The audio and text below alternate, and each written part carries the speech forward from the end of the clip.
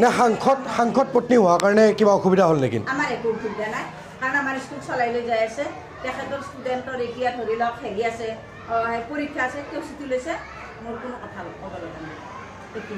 পেপাৰত আপুনি সাক্ষাৎ দিছিল? কিন্তু মই সাক্ষাৎ দিছিলোঁ, কাৰণ মই তেওঁ বিৰোধ দিয়া নাই, কাৰণ তেওঁ ছুটি লৈছে আৰু মোক স্কুল চলাব লাগে। তেখেতে ক'লে যে আপোনালোকে আহিলে আপোনালোকৰ লগতো কথা পাতিব পাৰিব। মই এতিয়া বিৰোধী কোৱা নাই। কৈছোঁ নেকি কিবা বিৰোধী কওক? মই বিৰোধী একো কোৱা নাই।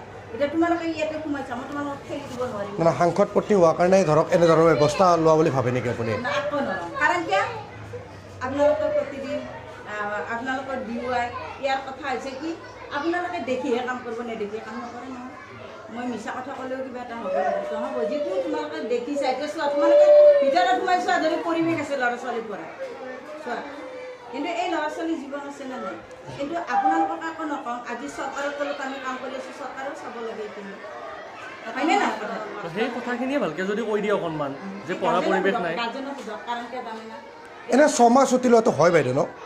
মানে মই এতিয়া চাওক, মই এতিয়া এটা কথা কৈছোঁ, তেওঁ যিদিনা ছুটি লয় সেইখন এপ্লিকেশ্যন দিয়ে, কিন্তু তেওঁ মই শুনাওঁতে তেওঁ মোক কৈছে হেৰি বাইদেউ মোৰ 1 তাৰিখৰ পৰা দিছে, হেৰি ডিচেম্বৰৰ 1 তাৰিখৰ পৰা ছুটি হৈছে, জুনৰ 1 তাৰিখলৈকে। সেইখিনি কথা মোক মুখতে কৈছে, কিন্তু মোক লিখিত দিয়া নাই। সেইখিনি ক'বাই লাগিব, হয় না নহয়? মোক তোমালোকে যি সুধিছা মই ক'বাই লাগিব। তোমালোকে যদি মোৰ পৰা এটা বিচৰা, তুমি নিকিনে তো অফিচত দিবা, হয়নে নহয়? ঠিক আছে, হ'ব দিয়ক।